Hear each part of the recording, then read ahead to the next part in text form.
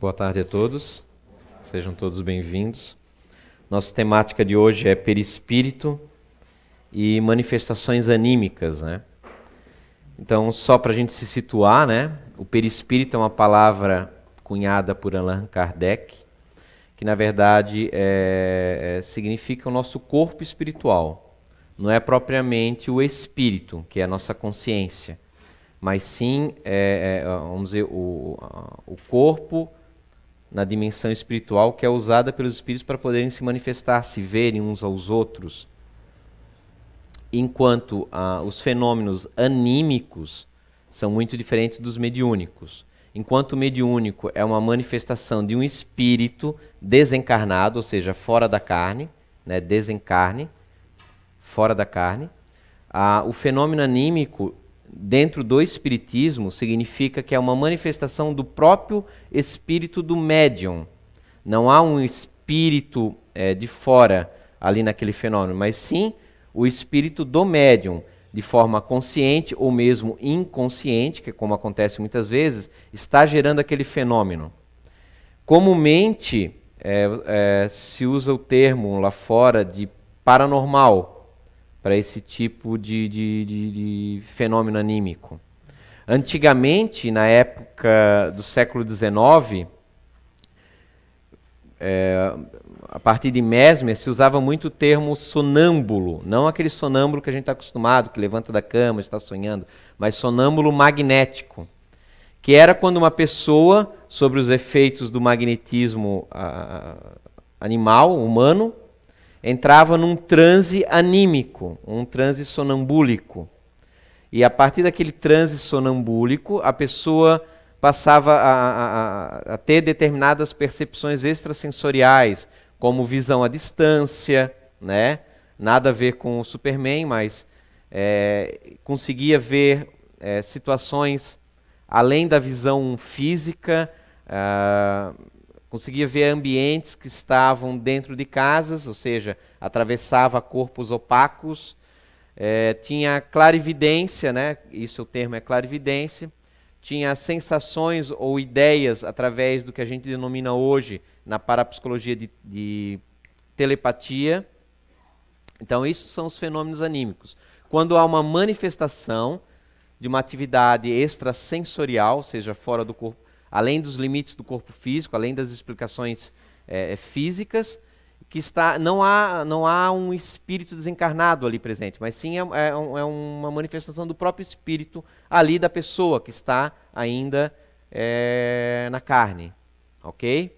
Então, só para a gente se situar dentro desses termos, né? Antes de a gente falar de alguns fenômenos, algumas manifestações anímicas, é interessante a gente ver o que nós temos a respeito do perispírito, do que nós temos de algumas experiências ao longo do século aí. Para isso a gente precisa perder um pouquinho quando a gente fala corpo espiritual, obviamente a gente pensa e vai conceituar isso dentro dos limites, né, do que a gente vivencia agora.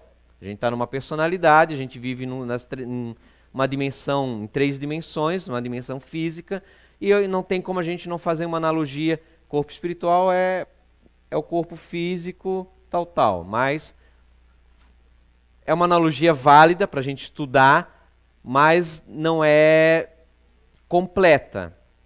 É mais ou menos, aí eu gosto de usar o exemplo, por exemplo, quando a gente pega e acende uma vela, né? Hoje é mais difícil, né? A gente acende o celular quando falta luz, né? Usa um LED, mas para quem nunca acendeu, pegue uma vela, umas novas, acende, vejam que maravilha, aquilo gera luz, né? A chama, quando a gente olha de longe, na escuridão, há um halo em volta dela, da luminosidade. Olhando de longe, parece que há uma bola de luz, há um contorno, mas é físico, porque a luz é uma onda eletromagnética, tem fótons, né? É algo físico, porém não é opaco. À medida que a gente se aproxima e se esticar a mão atravessa aquele halo de luz. Então, há um contorno, certo? De algo físico, mas que é mais etéreo, vamos dizer assim, mais sutil do que propriamente um objeto sólido. E à medida que a gente se aproxima, a própria chama em si, se a gente pega um vareto, o vareto atravessa a chama. A mão já vai entrar em combustão, em contato com o fogo. É algo físico, etéreo, mas é uma energia, é algo muito verídico. Botou a mão, queimou, né? A gente comprova realmente que aquilo existe, né? Queimo, logo existo, né? Mais ou menos isso, né? Não, não é bem isso, mas tá. Deu para entender. Então, o perispírito, o corpo espiritual, ele é muito complexo. Ele ultrapassa os nossos conceitos de algo concreto. Ele tem o seu contorno, né, em forma humana, porque estamos dentro dessa linhagem humana, mas ele tem, assim como a vela, que a chama gera aquele halo de contorno, e do halo de contorno emite-se vários feixes de luz, que, por exemplo, aqui, como a lâmpada, né, há uma claridade aqui no ambiente, algo físico. Essa claridade provém, por exemplo, vamos dizer, dessas lâmpadas, certo? Faz parte da lâmpada e impregna todo o ambiente que está aqui, que nos permite enxergar uns aos outros. Sem luz não enxergamos os contornos. O perispírito também, ele tem a sua forma, mas ele não se limita às fronteiras dessa forma. Ele se estende, assim como a chama estende a sua existência por metros, de acordo com o tamanho da chama, até dezenas de metros. E à medida que a gente percebe a claridade no meio da penumbra, o perispírito também ele se alarga, ele, de acordo com a evolução de cada um, possui uma irradiação maior ou menor, mas possui. Isso faz parte. Nós estamos então o quê?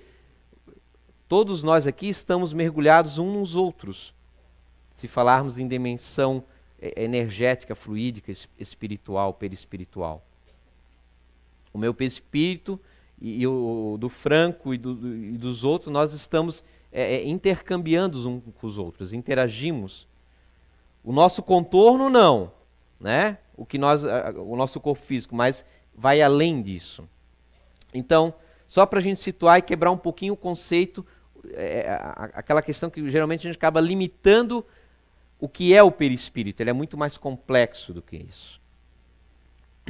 Em 1940, 1950, numa universidade americana, Harold Burr, ele fez umas pesquisas muito interessantes, pesquisando principalmente a salamandra, um animalzinho ali, parecido muito com o lagarto, vamos dizer assim. Ele utilizou na época alguns detectores de pontos de voltagens elétricos. E ele observou que ao longo do corpo biológico do animal havia uma diferença mínima, microvoltagem, na coluna vertebral e no cérebro, diferenciando do restante do corpo. E ele achou muito interessante. Ele começou a pegar espécimes mais novos e verificou que esse eixo, que ele denominou eixo elétrico, estava presente desde a mais tenra idade do filhote. E ele continuou a tentar verificar mais, até que ele montou um laboratório e verificou que até o óvulo da fêmea possuía esse eixo elétrico, que lhe intrigou muito. Mesmo o óvulo ainda não fecundado possuía isso. E ele pensou, será que essa diferença elétrica ali, naquele ponto biológico, era o mesmo que se estendia ao longo da evolução daquela salamandra? Então ele injetou uns produtos químicos de coloração e verificou que essa substância de cor, ela impregnava, à medida que o animal ia crescendo, impregnava o cérebro e a coluna vertebral. Então ele deduziu corretamente que aquele eixo lá no óvulo era o mesmo eixo que acompanhava toda a evolução, a fase adulta até a velhice daquele animal. O que isso tem de interessante? Ele percebeu, então, ele deduziu que aquele eixo elétrico presente no óvulo antes da fecundação aparentava ser quase como um mapa energético de como deveria se desenvolver o sistema biológico. Isso foi uma das observações. Nada conclusivo, mas daí a gente vai juntando a pecinha do quebra-cabeça dentro disso. Ele pegou depois vegetais, verificou que a planta também tinha esse eixo elétrico, e ele foi observar as sementes. E ele constatou algo interessante, que a formação daquele eixo elétrico não acompanhava a forma da semente, mas era uma forma diminuta, mas os contornos eram semelhantes à planta adulta. Ou seja, ele chegou dentro da intuição dele que era como se fosse realmente um modelo eletromagnético presente, que talvez fosse um mapa para as células seguirem e formando a parte física. É uma conclusão dele, obviamente dentro da interpretação dele. Paralelo ao Burr, surgiu na Rússia o Simon Kirlian, o criador da máquina Kirlian, que por acaso eles acabaram descobrindo aquela fotinha famosa, foto da aura, né, que costumam se dizer. Mas ele começou a pesquisar muito a respeito disso. E foram aos poucos se constatando que na foto conseguia se ver determinadas, algumas doenças, antes dela se manifestar plenamente no corpo físico. Mas na Romênia, um pesquisador do Metrisco, ele fez um seguinte teste. Ele fez esse teste porque o Kirlian, ele fez, antes do nosso amigo romeno lá fazer, ele pegou umas folhas, tirou na foto Kirlian, ele cortou as folhas pela metade e tirou a foto depois. E o que ele achou o Kirlian interessante é que a foto, apesar da folha estar cortada pela metade, na foto ela aparecia o halo energético inteiro da folha, que é chamado na foto Kirlian de efeito fantasma. Ou seja, como é que pode? A folha está fisicamente só a metade, mas aparece o contorno inteiro da folha. E na Romênia, o que o pesquisador fez? Ele pegou uma folha, ele fez uma incisão, um corte, uma roda oca no meio e tirou a foto. Quando ele foi revelar a foto, aparecia o halo energético da folha inteira e no meio onde havia o vácuo, o buraco, aparecia um halo de uma folha em miniatura completa. Nisso se chegou à conclusão, e chegou-se a algumas teorias de conceitos de que nós teríamos o nosso corpo energético seria um holograma, mas em que uma parte possui a informação do todo. E foi muito interessante essa pesquisa. Paralelo a isso, décadas depois, nós vamos ter o Hiroshi Motoyama, um pesquisador. Ele desenvolveu um aparelho também de microvoltagem, mas que você não tocava no corpo. Ele detectava campos magnéticos mínimos.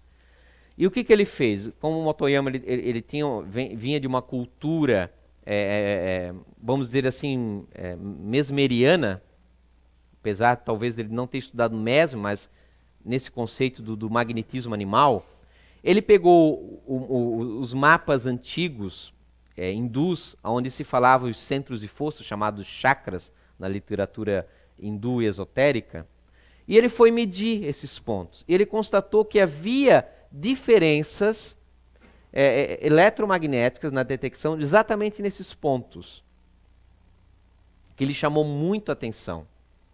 Paralelo a isso, outras pesquisas, usando os mapas chineses dos chamados canais de meridianos, que são esses canais que a acupuntura há séculos diz que existem em termos de energia, e que é o raciocínio que a acupuntura funciona através deles, se fez algumas injeções nesses pontos de, vamos dizer, de substâncias que poderiam ser acompanhadas através de aparelhos, e essas substâncias, interessantemente, elas seguiram aqueles canais fisicamente inexistentes, mas que a literatura antiga chinesa falava que existia, seguiram como se concentrados naqueles pontos. Claro, saindo um pouco às vezes daquele canal, mas mantendo certa concentração exatamente naqueles pontos dos mapas antigos. Esses centros de força, esses canais chamados de meridianos na literatura chinesa, de nadis na literatura hindu, são, como o corpo físico possui os seus organismos, suas veias, fazem parte do nosso perispírito. Não são unicamente a composição do perispírito, mas fazem parte também. São pontos de ligação entre o nosso corpo mais etéreo, na dimensão espiritual, e a ligação entre nosso corpo biológico.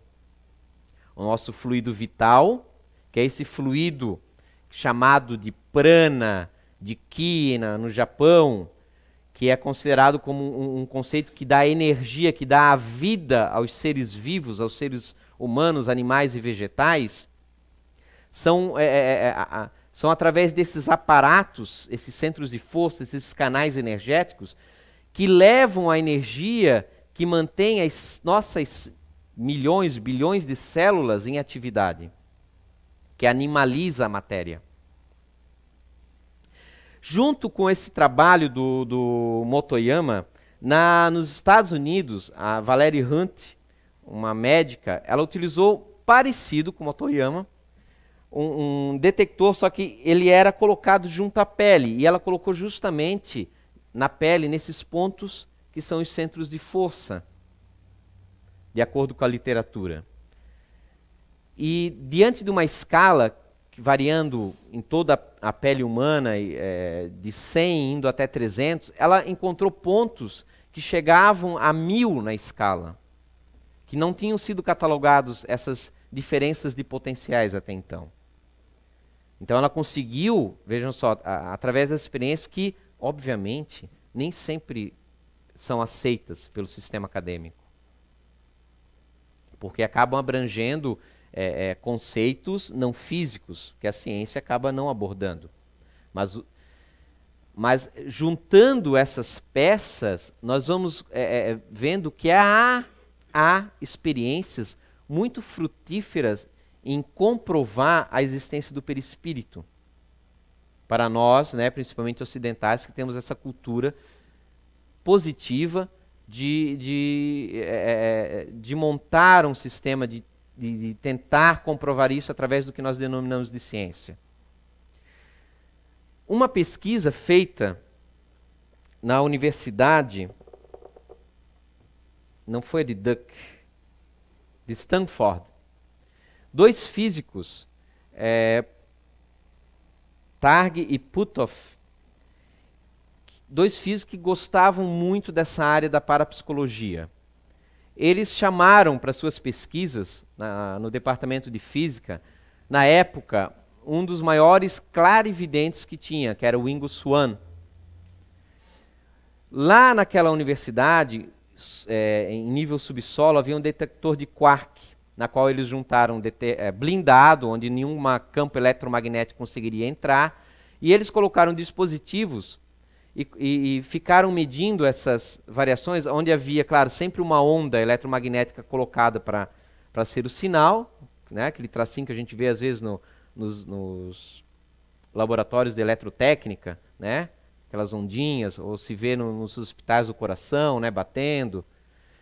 E eles pediram ao Ingo Swann para ele, através da sua capacidade anímica, da sua paranormalidade, entrar num estado diferenciado, deram as coordenadas onde estava essa câmera blindada, para ele tentar descrever internamente a câmera. Ao adentrar lá naquela câmera, ele descreveu com muitas minúcias por dentro e o detector teve uma segunda onda manifestando no terminal durante 30 segundos, exatamente no momento que ele falava, agora estou aqui dentro. Estou dentro do local, tal. Que é muito interessante, porque alguma coisa interferiu na aparelhagem. Poderíamos dizer que é o perispírito? Há uma possibilidade.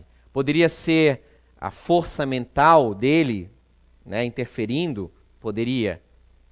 Mas algo, de fato, ali aconteceu. O Ingo Swann, junto com o Harold Sherman, que foi outro grande paranormal na época, que publicou livros, inclusive, foram muito usados durante a Guerra Fria entre a União Soviética e Estados Unidos para fazer espionagem contra os soviéticos, claro que de lá também. E eles foram usados também numa experiência astronômica muito interessante, porque esses fenômenos anímicos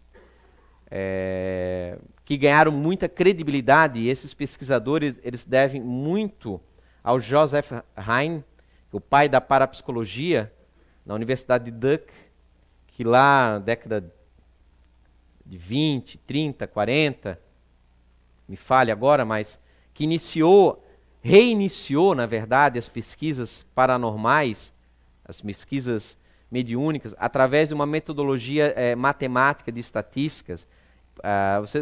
Talvez vocês já tenham visto em filmes o famoso baralho de Zener, que é aqueles que eles usam para tentar ver se a pessoa tem capacidades telepáticas, que tem aquela ondinha, estrelinha. O nome desse baralho é baralho de Zener, criado por Joseph Heine, que ele deu um nome em homenagem a um amigo seu que também pesquisava as percepções extrasensoriais. Ele criou esse baralho e fez várias pesquisas. Houve falhas, às vezes, de metodologia que ele foi aprimorando com o tempo. Passou um bom perrenho, porque teve bastante críticas de vários acadêmicos que não aceitavam o estudo da parapsicologia. Mas aos poucos ele foi indo. Mas mesmo assim, dentro da parapsicologia, surgiu várias linhas diferentes em que atacavam o Heine, porque o Joseph Heine ele fez essa pesquisa, mas ele tinha na mente dele que tudo isso culminaria na aceitação de que realmente a consciência sobrevive de alguma forma pós-morte. Apesar dele nunca declarar dessa forma para poder conseguir ser aceito no sistema acadêmico. Mas o pouco que ele tentou dizer a respeito já gerou um preconceito enorme na pesquisa dele. Por isso que vocês veem o pessoal de parapsicologia nunca falar sobre espírito, sobre sobrevivência. Eles se atêm aos fenômenos de efeitos físicos, mas que quando acontecem as chamadas poltergeists, casos mal-assombrados, as explicações sempre são que é alguma pessoa, geralmente um jovem lá dentro, que está gerando inconscientemente aquele fenômeno. Eles consideram que aquele fenômeno é um fenômeno estritamente anímico. Não há nada mediúnico. Eles não consideram que exista a mediunidade, porque a aceitação do termo mediunidade envolve a aceitação de um espírito fora da carne, né? Uma consciência liberta e sobrevivente ao corpo biológico. Há exceções, há linhas parapsicológicas espiritistas, né? Joseph Heine, então, ele, ao final de 10 anos de pesquisa, ele chegou ao ponto de afirmar que a clarividência estava totalmente comprovada. Então é triste quando alguém diz que não há provas nem mesmo de fenômenos anímicos. A literatura é cheia, e ainda hoje há pesquisadores fazendo. Porém, surgiu uma linha, tanto americana e principalmente muito forte também russa, em que dizia que não, clarividência não existe. O que existe é telepatia. A clarividência é apenas uma manifestação telepática. A pessoa capta do consciente do outro e gera as imagens na sua mente em que ela relata a veracidade. Por que isso, essa linha? Porque através dessa linha, o que acontece? Não há a clarividência envolve que há uma consciência sai do corpo físico e vai ao local para ver. Alguma coisa sai. Na telepatia você não tem essa necessidade, ou seja, é uma visão, apesar de extrafísica, com um fundo bastante biológico. Ou seja, é algo totalmente natural, porque eles não conseguiam mais negar a veracidade desses fenômenos telepáticos ou extracorpóreos, mas eles queriam achar alguma coisa que pudesse dizer que não, isso faz parte da biologia. Porque nas pesquisas, até mesmo animais se verificou que possuem capacidades extrasensoriais. Se der tempo, nós vamos falar a respeito disso. Então, o que acontece? O Harold Sherman e o Ying Swan participaram de uma experiência muito interessante. Eles pediram para eles irem, se conseguiriam, porque já havia se verificado, desde o Joseph Heine e antes de Joseph Heine, outros pesquisadores, que a visão à distância, a clarividência, a telepatia, eles não têm as limitações das ondas eletromagnéticas. Elas não se enfraquecem porque a distância é enorme. Não há distância para eles. Não há tempo. Porque, por exemplo, não há tempo em que sentido? Existia, na época de Kardec, um médium sonambúlico chamado Alex Didier. Alex Didier foi considerado um dos maiores clarividentes da sua época. Ele era colocado em transe e, inclusive, o grande mágico francês, Robert Houdin, não é o Houdini, americano, depois que ficaria mais famoso do que esse francês, que é o pai, o Houdin, esse francês é o pai, vamos dizer, da mágica moderna, ilusionista. Foi nessas sessões para tentar ver se havia truques. Ele, inclusive, relata depois, não consegui identificar nenhum truques, realmente é incrível o que eu observei. O Didier, simplesmente eles pegavam um baralho, sem ninguém ver, para não dizer que era telepatia, que ele estava captando da mente de quem estava entregando o baralho, passava uma carta para cá e uma para lá. Ele dizia qual era a carta que ele tinha recebido, se virava, se comprovava. Mas havia um fenômeno ali muito interessante. Muitas vezes ele falava já qual será a próxima carta que você vai tirar. Eles tiravam posteriormente, ou seja, a clarividência muitas vezes tem a capacidade de ver algo que ainda não aconteceu. A chamada premonição, que é tão intrigante para nós. E, voltando ao Harold Sherman e ao Ying Swan, eles pediram para que eles tentassem ver Marte, Júpiter, Vênus. E eles relataram alguns pontos que os astrônomos falaram, não, bateu, é verdade. Mas eles poderiam ter conseguido essa informação. Porém, na época, eles relataram determinados fenômenos naqueles planetas que até era contraditório às teorias vigentes, que só foi verificado alguns anos mais tarde, através de satélites, que eles estavam corretos nas suas afirmações. Ou seja, ali não há telepatia. Telepatia de quem?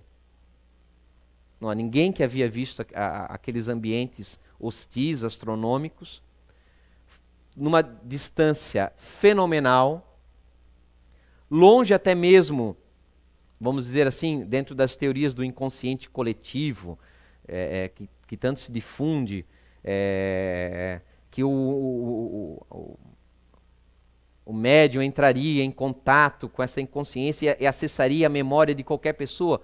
Neste particular fenômeno de clarividência astronômica, não havia, era além até do próprio planeta.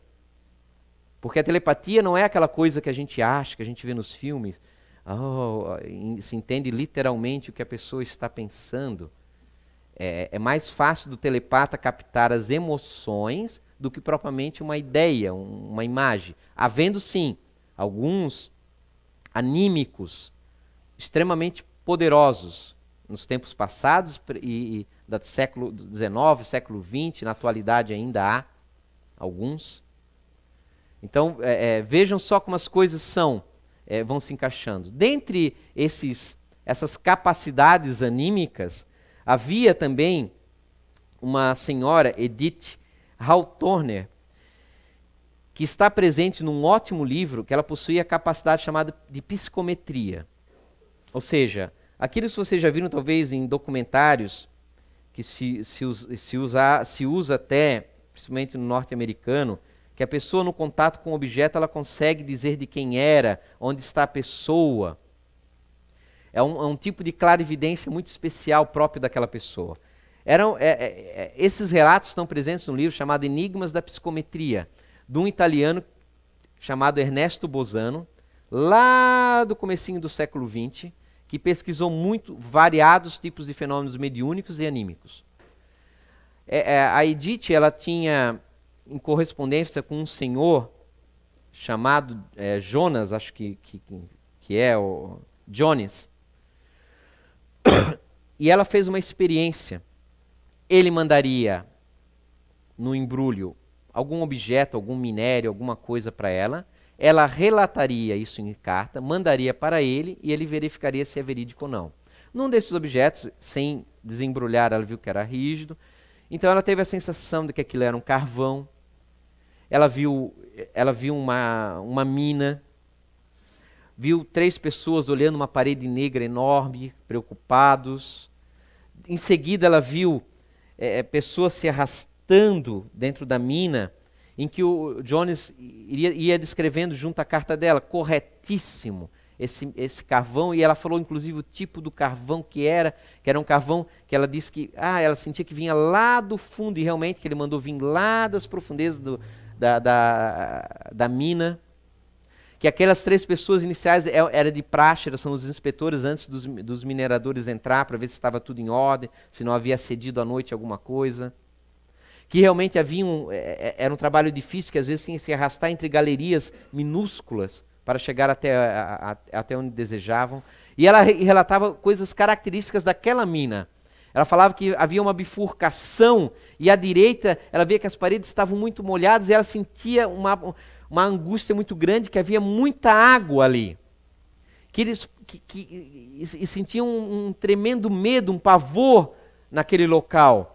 E o Jones relatava, realmente havia quase um riacho subterrâneo naquele ponto que preocupava muito os mineiros. E nisso ela se ateu, de repente ela falou que eu me ative a um mineiro específico e estranho, ele não está concentrado no trabalho, está pensando na esposa e no filho que vai ter. E aí mais à frente ela sentia uma angústia, via pessoas faltando ar, e Jones relatando isso também é comum em determinadas galerias muito fechadas, a umidade é tal ponto que gera certos distúrbios biológicos, gerando às vezes problemas seríssimos de saúde naquele momento, podendo levar à fatalidade. E aí ela de repente voltava naquelas imagens conturbadas na mente dela, e ela disse que voltava aquele mineiro novamente. E que via que ele estava se afogando, e Jones falava, não, mas isso não aconteceu. Por fim, Jones lembrava que não, é verdade, isso foi há 20 anos atrás, aconteceu esse caso. Aquele local de preocupação, há 20 anos atrás, houve uma perfuração em que a água jorrou de forma muito forte, inundou uma galeria e chegou a falecer um mineiro. Inclusive esse mineiro era o pai daquele rapaz, também trabalhava nas minas, que lhe trouxe o carvão. Ou seja, através daquele objeto, a médium ela conseguiu acessar os campos energéticos daquele rapaz. Na certa, ao trazer o carvão na mão, automaticamente ele deve ter lembrado do pai, que ele não conheceu, porque quando faleceu o mineiro, a mãe estava grávida e teve a luz tempos depois. Impregnado das emoções daquele rapaz. Por isso que não é que o objeto tenha as informações em si, mas pelas observações de Ernesto Bosano, é como se fosse um fio de condução. ao campo energético daquele que estava mais, que mais impregnou. Lhe é mandado também uma encomenda em que ela trata e ela diz, não, eu vejo um pássaro. Era uma pena naquela encomenda. É um pombo. Interessante, um pombo-correio. E ela vai relatando as sensações, e aquele animal ele está num local escuro, e tudo balança, parece que há barulho de trem. E Johnny vai relatando, realmente, eu peguei, coloquei dentro da gaiola dele, fica escurinho, mas ele não está preocupado, ela vai relatando. É como se ele soubesse que logo ele seria solto. Veja, ela vai passando as sensações do próprio animal. Isso é muito interessante, essa observação. E Johnny vai falando, eu mandei o animal a 20 milhas de distância, um local que ele nunca esteve, para ele ser solto lá e voltar ao pombal. Eles são treinados para isso. E ele vai, de repente ela diz, agora vejo luz, vejo que ele está voando. E voa, nossa, ele está voando muito alto, parece que está indo em direção ao sol. E ele relata, junto com o criador, o Jones, que trabalhava nessas minas e tinha amigos na região, havia muitos pombais, que aquele pássaro em específico tinha essa característica de primeiro voar extremamente para o alto, para de repente tentar se localizar. E aí ela vai entrando nos relatos muito interessantes. Porque ela comenta que ela percebe que ele está voando em círculos, é como se ele tentasse sentir alguma coisa, até que de repente ele sente como se fosse uma corrente magnética, é a expressão que a médium usa. E surge na mente do animal o seu cativeiro, o seu alimento lá, e ele de alguma forma é como se o animal soubesse que aquela era a direção certa. Ele não tem um ponto de referência físico, é como se ele seguisse aquela onda etérea, fluídica que há. Sabe-se hoje que a nossa glândula pineal, através de psicografia, através de André Luiz, que é um instrumento no plano físico, ligando aos nossos centro frontal, relacionado à mediunidade. Algumas pesquisas ainda iniciais sendo feitas a respeito.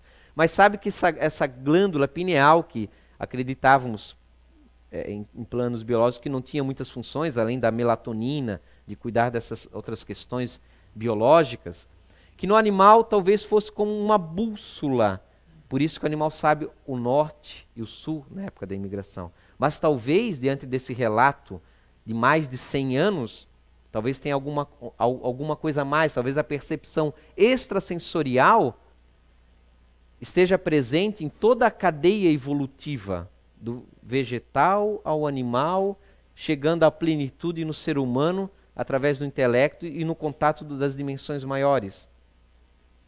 E ela vai relatando que quando chega por cima de cidades mais aglomeradas, industrializadas, ele sente que ele perde o foco, como se aquelas energias presentes da cidade interferissem. Assim como nós temos as transmissões de rádios redes sofrendo interferências diante de obstáculos físicos, ali outras emanações interferissem nessa bússola invisível presente na ave. E aí ela diz que ele relata que vê que o animal procura pontos de referência físicas através da ótima visão, né, que as aves possuem. É muito interessante o relato. E vai se aglomerando mais e mais e mais casos. Aonde a telepatia nesse caso, né?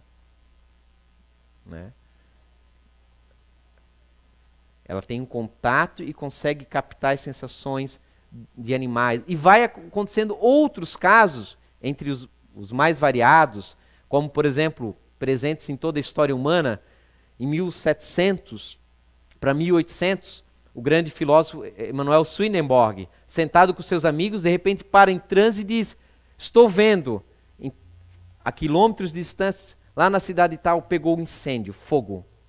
E lá não tinha internet naquela época. Então, dias depois vinha lá, que eles entregavam informação a cavalo, para quem não sabe. Entregar, olha, queimou a mansão tal. E acontecia. Andrew Jackson Davis, nos Estados Unidos, esse médium que era, através de passos, colocado em transe sonambúlico magnético, passava naquele momento a ter a capacidade de enxergar os órgãos internos das pessoas. E aí, junto com espíritos que lhe acompanhavam, receitava remédios. Olha, o seu fígado não está bem, porque ele via colorações diferenciadas que para ele lhe indicavam determinada enfermidade no corpo físico. E aí vinha um espírito para lhe dizer, lhe receitar, porque ele era uma pessoa sem estudo, como era comum no século XVIII, século XIX. Escreveu em nesses transes mediúnicos obras filosóficas incríveis, muito além da sua capacidade naquela vida, né? Na sua cultura momentânea. Então nós temos uma quantidade de manifestações anímicas estrondosas, ricas, que é uma pena que não dá para colocar tudo aqui para nós. Mas vamos, na atualidade, há pesquisas comprovando essas capacidades que nós temos,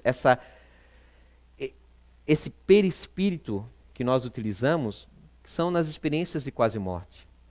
Desde 1975, quando Raymond Mond lançou seu livro Vida Depois da Vida, esse filósofo, psicólogo, que chacoalhou, criou-se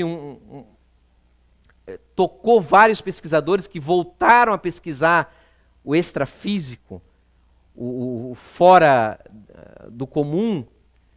Começou a se pesquisar muito, como o Eben Alexander, um neurocirurgião que há poucos anos sofreu uma doença que ele botou em coma e houve paradas das ondas cerebrais e ainda assim teve visões naquele momento que ele estava em coma, mas como? Ele pergunta. É um grande divulgador dos casos de EQM. Se meu cérebro estava ausente, como eu posso ter tido sonhos? Samparnia, hoje, é um dos grandes pesquisadores da atualidade. É um pesquisador, um médico, que trabalha com ressuscitação de pessoas que naquele momento tiveram alguma parada cardíaca. Então ele acumulou casos de experiências de quase morte há centenas. Ele tem uma conotação material, ele procura evitar uma conotação espiritual, porque ainda hoje, passados 150 anos, ainda permeia o preconceito do estudo da paranormalidade, da mediunidade. Mas provas há muitas. 150 anos de provas de pesquisadores. Desde Ernesto Bozano, William Crookes, Lauder Long, desde dos atuais, Joseph Heiner, ao Banerjee, estudando crianças que lembram de vidas passadas, o Hernani Guimarães Andrade. Nossa, e aí vai-se embora. Nós temos muita pesquisa, muita coisa boa. Então isso é uma pincelada só do que é o perispírito, do que são as manifestações anímicas, do que nós temos de experiências, de pequenas comprovações, mas que quando se junta, forma um quadro muito bacana, muito belo. Para a gente ficar admirado e pensar, né? O que é essencial na minha vida, né? O que é importante na minha vida, né? Isso, quem vai responder é cada um de vocês. E talvez o Júnior na palestra dele, né? O que é essencial na vida da gente. Então, muito obrigado a todos. Tenham uma boa semana. Tudo de bom.